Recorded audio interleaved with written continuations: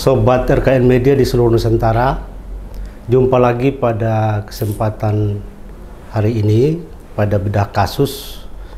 Di hadapan kita sudah hadir Bapak Alphonse Leomau, pengamat kepolisian, Bapak Karel Tikualu, advokat, praktisi hukum dari Peradi, saya Daniel Tonopamasiku, advokat dari Perekat Nusantara. Malam ini kita akan berbincang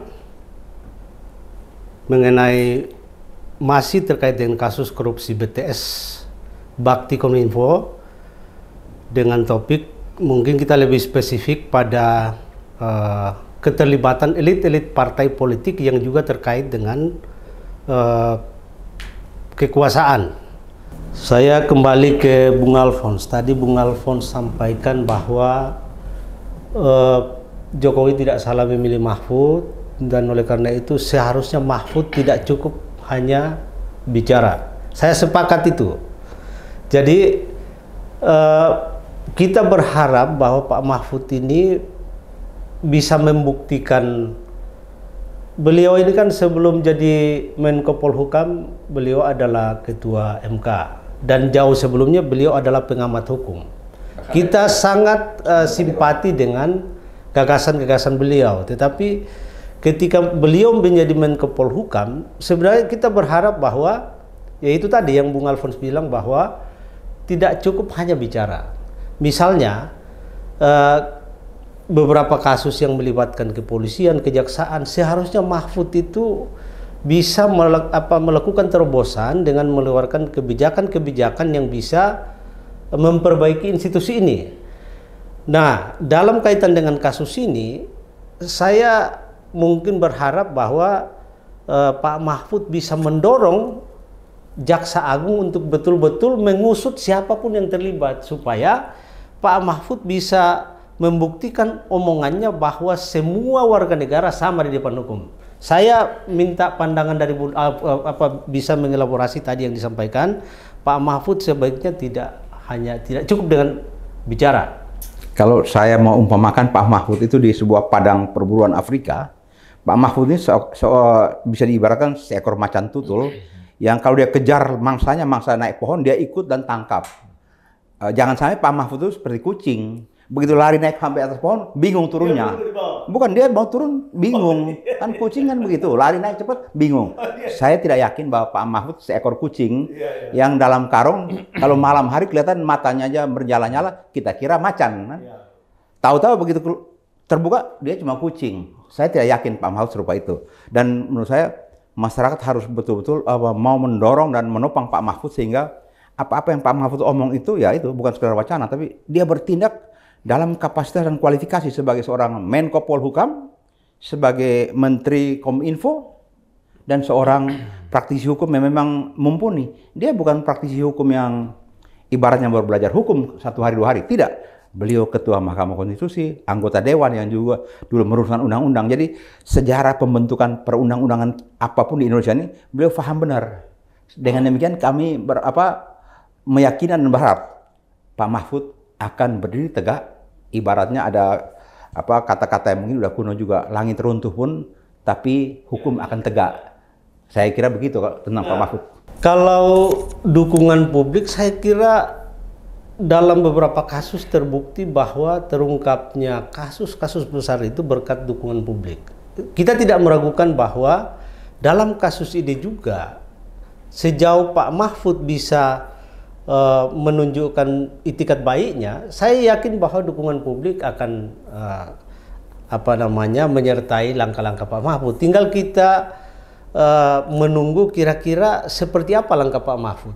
Kan Jaksa Agung ini berada di bawah koordinasi Menko Polhukam, dan dalam beberapa kasus Pak Mahfud bisa menunjukkan bahwa dia dalam tanda petik bisa mendorong aparat penegak hukum untuk menuntaskan suatu kasus.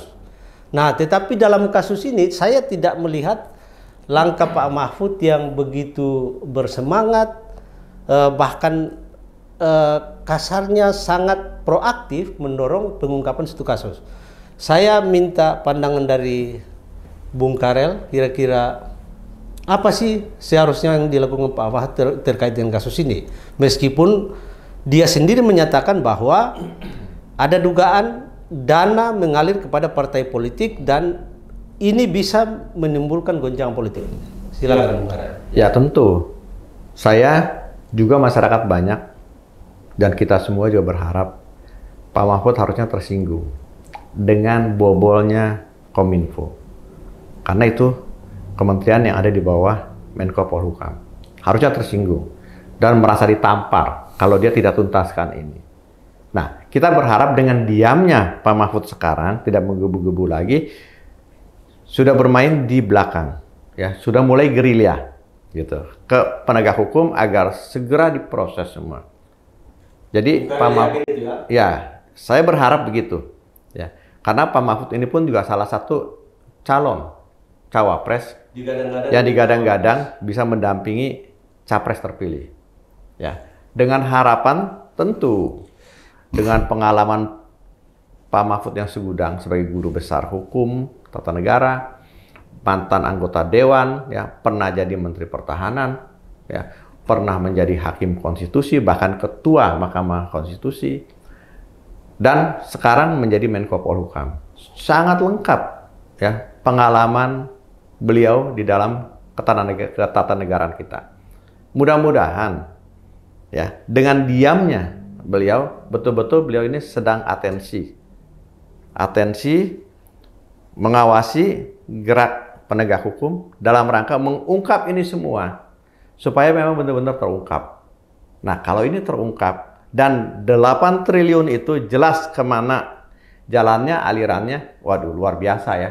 Kita akan bisa mendapatkan seorang calon wakil presiden yang kita bisa harap Indonesia bisa maju ke depannya. Ini juga menarik. Yang tadi Bung Karel sampaikan bahwa Pak Mahfud ini digadang-gadang sebagai calon wakil presiden. Nah, kita tahu bahwa pintu masuk untuk menjadi calon presiden atau calon wakil presiden itu kan melalui partai. Nah, kalau dikaitkan dengan topik diskusi kita bahwa diduga ada keterlibatan elit-elit dari beberapa partai yang ada dalam lingkaran kekuasaan. Nah, saya mau tanya Bung Alfons ini, yakin tidak bahwa Pak Mahfud berani menyentuh elit-elit politik itu? Apalagi Pak Mahfud ini digadang-gadang menjadi calon wakil presiden. Kalau pintu masuknya lewat partai, tapi di satu sisi kan calon wakil presiden juga, kalau misalnya sudah dicalonkan partai, ya harus didukung oleh masyarakat. Nah, saya mau tanya keyakinan Bung Alfons sejauh mana? Apakah Pak Mahfud bisa berani mendorong penegak hukum, dalam ini Kejaksaan Agung, untuk menuntaskan kasus ini seterang-terangnya sebagaimana yang diharapkan Surya Paloh? Menurut saya Pak Mahfud sebenarnya punya pengalaman.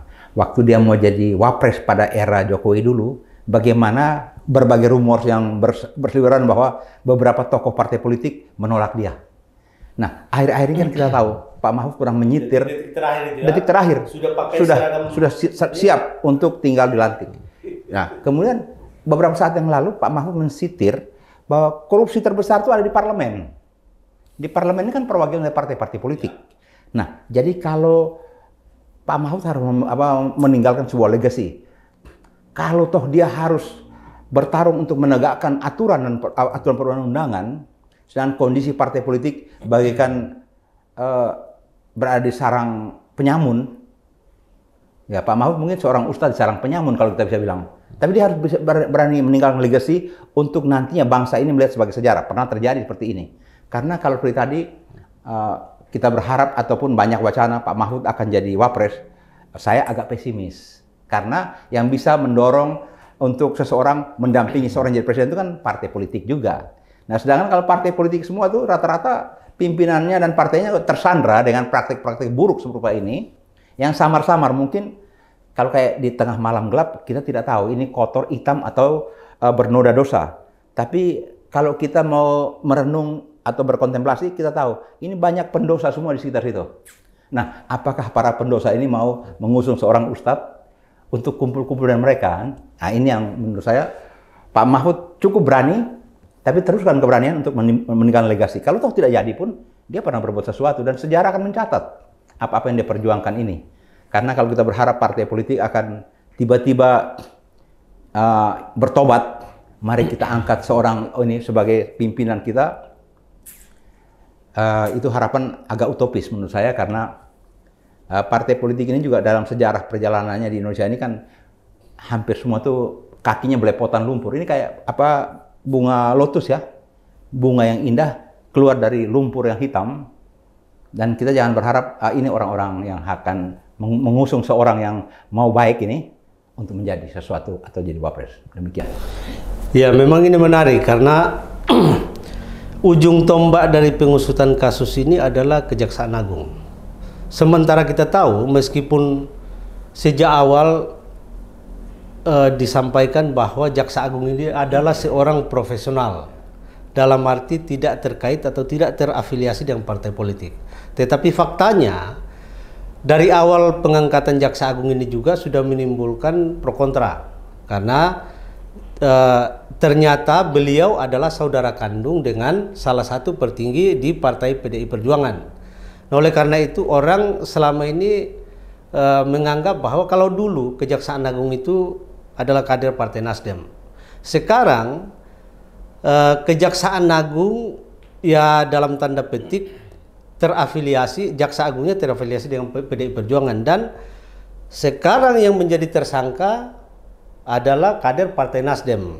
Apakah ini sebuah karma atau hanya karena secara kebetulan dialami oleh ini, menurut Pak Karel seperti apa?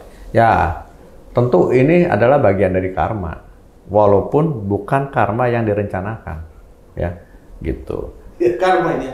Karma yang memang terjadi bukan karena direncanakan, dan tapi ditemukan ada penyimpangan, terutama di dalam Kominfo. Jadi ada fakta bahwa ada perbuatan melawan hukum, tetapi juga tidak terlepas dari mungkin dosa masa lalu ya. Karena dulu pada periode pertama Jokowi itu kan Jaksa Agungnya dari Partai Nasdem. Dan saya masih ingat itu, banyak kepala-kepala daerah yang kemudian dari partai lain menyeberang ke Partai Nasdem karena merasa aman berada di bawah naungan Partai Nasdem. Betul. Nah, mungkin maksudnya seperti itu. Ya, itu betul terjadi. Bahkan kalau ada kepala daerah yang tidak mau bergabung, itu sudah mulai ya akan dikutak-kutik, diperiksa. Karena jujur hampir semua kepala daerah itu punya dosa. Tinggal besar kecilnya aja. Nah, dosanya inilah yang dimanfaatkan oleh Jaksa Agung ketika Jaksa Agung ini dari kader Nasdem. Makanya suara Nasdem kan mencuat. Karena kepala daerah banyak yang membiayai Partai Nasdem di daerah-daerah. Itu salah satunya seperti yang tadi Bung Daniel sampaikan ya. Kalau dia tidak mau gabung, ya dikutak-kutik. Nah, apakah ini karma? Menurut saya karma. Karma dari Tuhan ya, bukan karma dari oknum-oknum yang tidak suka sama Nasdem. Nah, makanya mudah-mudahan ini juga menjadi renungan yang baik bagi Partai Nasdem dan partai-partai yang lain. Ketika diberi amanah kadernya menjadi menteri ya, atau menjadi apapun pejabat publik, tolong jangan dimanfaatkan ya dengan begitu vulgar.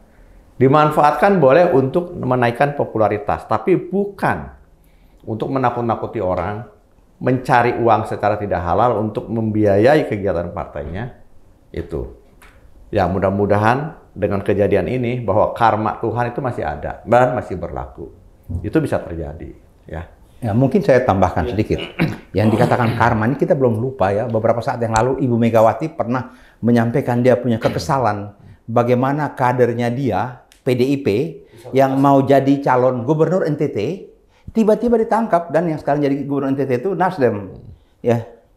Itu Ibu Megawati pernah ngomong di depan ini, bagaimana dia dongkol, kok bisa begitu ya. Nah, memang kita tidak bisa menghindarkan bahwa partai-partai ini punya kepentingan di dalam kancah perpolitikan nasional. Karena memang sistem hukum kita begitu. Sekarang mau jadi panglima harus fit and proper di DPR, Kapolri begitu. Demikian juga seperti jaksa dan sebagainya, misalnya. Karena tiba-tiba orang yang tidak dikenal pun kalau mau jadi dia harus keliling-keliling dengan anggota DPR ini, sowan dan sebagainya. Sehingga kadang-kadang organisasi fungsional seperti penegak hukum dan sebagainya banyak terjadi yang tidak bisa dibuktikan secara hukum, tapi para pejabat-pejabat menengah ke bawah ataupun ke atas, mereka lebih tunduk kepada partai politik sebagai tokoh partai politik pimpinannya ataupun di dewan. Jadi kalau meminta jabatan, minta lewat sana. Bukan karena penjenjangan karir, karena sebuah penilaian dari wanjak dan sebagainya. Tidak. Kapolda taruhlah, Wakapolda, deputi-deputi dan sebagainya yang bintang-bintang. Dia lebih takut ke Komisi 3 DPR. Jadi kalau Komisi 3 omong, dia bisa lari kayak kucing yang dikejar tikus atau tikus dikejar tikus daripada pimpinannya. Pimpinannya mau omong apa pun kalau dia nempel ke Komisi 3, pimpinan bisa lewat dan tidak dianggap. Nah, ini sebuah fakta empirik yang sedang terjadi hari-hari ini di mana ini kabinet presidensial, tapi bagaimana parlemen itu berkuasa juga, dan parlemen itu datang daripada para pentolan partai politik, dan para pentolan partai politik itu mengirimkan orang-orang terbaiknya menjadi pembantu-pembantu presiden, sekaligus menjadi akar-akar yang menyerap berbagai anggaran dan sebagainya. Mungkin juga tidak membesarkan partai, mungkin membesarkan dirinya sendiri. Tapi hubungan-hubungan antar perorangan ini ada saling beri dan memberi. Ini mungkin kita sudah di penghujung dari diskusi kita. Saya mau minta pandangan dari Bung Karel dan Bung Alfons. Kan sudah 2 periode ini kita mencermati bahwa Jaksa Agung yang merupakan ujung tombak dari penegakan hukum, terutama dalam pemberantasan korupsi, ketika dipegang oleh kader yang terkait dengan partai, banyak pro kontra yang menyertai penegakan hukum, banyak orang diproses. Mungkin betul bahwa ada unsur perbuatan melawan hukum, tetapi orang mempersoalkan karena bukan hanya dia yang melakukan itu, tetapi ada kesan bahwa ada tebang pilih. Kalau kemarin Jaksa Agung adalah kader Partai Nasdem, maka kemudian kepala-kepala daerah kemudian menyeberang menjadi kader Partai Nasdem. Sekarang meskipun tidak terang-terangan merupakan kader partai, tetapi faktanya bahwa Jaksa Agung juga sejak awal pengangkatannya ada pro kontra bahwa terafiliasi dengan petinggi partai. Nah, kira-kira harapan apa yang Bung Alfons bisa sampaikan kepada publik? Kira-kira sosok Jaksa Agung, sosok Kapolri, bahkan mungkin sosok pimpinan KPK ke depan itu seperti apa yang kita harapkan agar penegakan hukum bisa dilakukan secara profesional. Para penegak hukum kembali ke kitanya sebagai profesional agar tidak terombang-ambing di tengah-tengah kegalauan ini. Karena akhir-akhir ini kita prihatin ya. Sebuah tindak pidana misalnya saja penganiayaan itu merembet kepada pencucian uang, kalau korupsi dan sebagainya. Menurut saya ini karena mencari-cari mungkin ada salahnya, tapi perlakuan tidak adil. Karena kalau contoh seperti sekarang kita lihat seorang anak mukul orang itu dicari bapaknya, bapaknya ada uang yang nggak karu-karuan begini. Tindak pidana utamanya apa sih kok dari penganiayaan ke pencucian uang? Ya. Nah, kalau kita mau taat asas, periksa aja semua pejabat punya kekayaan, pasti nggak beres. Ini semua pencucian uang. Pukul rata, rame-rame kalau mau tegakkan hukum. Demikian. Nah, ini kan ada 3 institusi penegak hukum yang biasa menangani kasus-kasus korupsi. Ada kepolisian, ada Kejaksaan Agung, ada pimpinan KPK. 2 institusi ini, KPK dan Polri, pimpinannya selalu dilakukan fit and proper test. Hanya Jaksa Agung yang merupakan hak prerogatif presiden. Tapi ternyata baik yang diangkat melalui jalur fit and proper test, entah itu Kapolri, pimpinan KPK juga tidak menjamin bahwa penegakan hukum dilakukan secara profesional. Tadi Bung Alfons sudah sampaikan bahwa pimpinan Polri itu bisa lebih takut daripada kepada pimpinan Komisi 3 dibanding misalnya dengan pimpinannya. Tapi hal yang sama juga terjadi di Kejaksaan Agung, meskipun tidak dilakukan fit and proper test oleh Komisi 3, tetapi kan sebagai mitra ya mereka juga terkesan takut juga, mungkin karena faktor penganggaran atau seperti apa. Nah, ini yang kira-kira mau dibawa kemana institusi penegak hukum ini? Apakah kita yakin kalau misalnya Kejaksaan Agung juga tidak menjadi prerogatif sepenuhnya daripada Presiden, dilakukan fit and proper test, apakah bisa menjamin bahwa institusi Kejaksaan Agung juga bisa lebih baik? Sebenarnya saling sandra menyandra ini, antara saling sandra menyandra. Jadi tidak ada yang lebih baik dan tidak ada yang buruk, sama-sama buruk. Jadi kita memilih yang baik di antara yang buruk sebenarnya kenyataan yang ada sekarang. Tapi paling tidak kan misalnya kalau dilakukan fit and proper test bisa meminimalkan bahwa Jaksa Agung setidaknya tidak terafili langsung dengan kader partai. Itu mungkin salah satu poin sisi positifnya. Menurut Pak Karel seperti apa? Ya, kalau menurut saya gini, mau yang melalui fit and proper maupun yang ditunjuk, itu semuanya calonnya kan diajukan oleh Presiden. Ya. Nah, karena calonnya beda ya, KPK diajukan oleh bukan oleh Presiden, oleh tim seleksi. Tim seleksinya diangkat oleh Presiden. Presiden kalau mau kan bisa pesan-pesan juga, tolong ya, yang ini diloloskan. Itu bisa terjadi. Makanya menurut saya, apapun yang terjadi, Presiden tetap harus bertanggung jawab. Walaupun Presiden tidak bisa diminta pertanggungjawaban secara hukum, tapi secara moral, dia harus bertanggung jawab. Karena semua petinggi negara ini, termasuk menteri, itu adalah keinginan Presiden. Ya, jalurnya ada yang melalui fit and proper, melalui tim seleksi dan segala macam. Nah, karena Presiden itu memang harus bertanggung jawab secara moral, maka setiap ada kasus yang mencuat itu harus diselesaikan tuntas supaya Presiden bisa meninggalkan legacy yang baik di dalam ketatanegaraan kita. Kita berharap jangan sampai Pak Jokowi 10 tahun diberikan amanah berkuasa di Indonesia, tapi tidak ada legacy yang baik. Legasinya hanya jalan tol, ya. Legasi hukum kita carut marut. Ya, masih nggak bagus lah. Terus kemudian Nawacita katanya kan mau memperbaiki mental dari aparatur negara. Ternyata masih banyak seperti tadi disinggung terkait kasus Rafael Alun. Ya, saya sih cocok-cocok aja, setuju aja kalau anaknya bermasalah dicari bapaknya. Kenapa? Karena itu adalah pendidikan bapaknya. Ternyata anaknya bermasalah bukan karena mukul orangnya, karena pamernya. Mukul orangnya tindak pidana tersendiri, tapi pamernya ini hartanya dari mana ini anak. Nah, itu juga perlu ya. Nah, kalau memang perlu juga seluruh pejabat negara harus membuktikan kekayaannya dengan LHKPN tadi. LHKPN jangan cuma jadi pajangan untuk masuk laci aja. Itu pun harus bisa diproses. Kalau ada kekayaan pejabat negara yang dianggap tidak wajar dengan gajinya, itu proses. Ya, dan tren yang dilakukan KPK sekarang ini seperti iya, harus begitu. Dan juga kalau laporan LHKPN yang nggak wajar, artinya apa? Rumahnya mewah kok laporannya cuma sedikit. Ini pun harus diproses.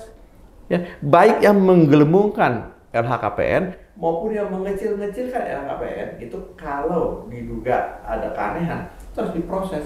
Sama seperti pajak, ada yang namanya SP2DK, ya, surat permintaan yang terkait dengan ada keanehan-keanehan. Minta keterangan. Dari keterangan itulah dilihat apakah ini bisa ditingkatkan menjadi penyelidikan, penyidikan dan seterusnya. Ya, kalau dengan begitu maka kita berharap bisa bersih. Nah, ini sekali lagi atas kemauan baik Presiden. Makanya kan kenapa saya kembali kepada Presiden. Jangan sampai orang bilang ada ayam mati aja Presiden harus bertanggung jawab. Bukan itu maksudnya. Apa yang menjadi tanggung jawab Presiden, ya, secara hukum tidak bisa dipertanggungjawabkan, cara moral dia harus bertanggung jawab. Baik, sobat rekan media di seluruh Nusantara, kita sudah tiba pada penghujung diskusi ini. Terima kasih kehadiran Bung Alphonse, Bung Karel Tikwalu. Saya menyudahi diskusi ini. Satu harapan yang bisa disimpulkan dari diskusi ini bahwa kita berharap ke depannya seorang jaksa agung itu adalah betul-betul penegak hukum yang profesional dan sebaiknya tidak terkait atau tidak terafiliasi dengan partai politik. Itu harapan kita.